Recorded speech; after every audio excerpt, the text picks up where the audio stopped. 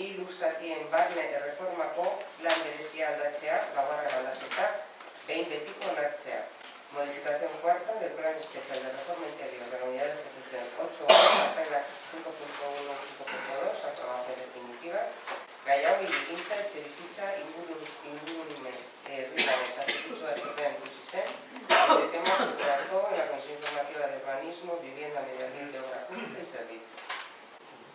Bien, ahora se trata de la cuarta modificación del Plan Especial de Reforma Interior del sector de la UE 8.1.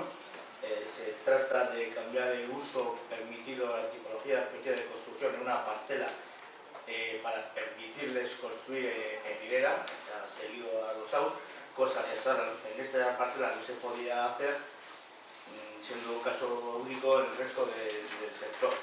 Por algún motivo en su momento no se hizo, ahora igual ha cambiado los intereses del propietario y ha solicitado el cambio de uso de esa parcela.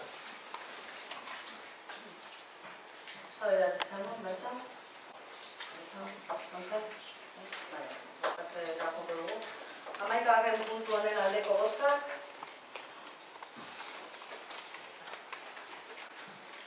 Por lo tanto, este asunto queda aprobado. Beraz, gaia onartzen da.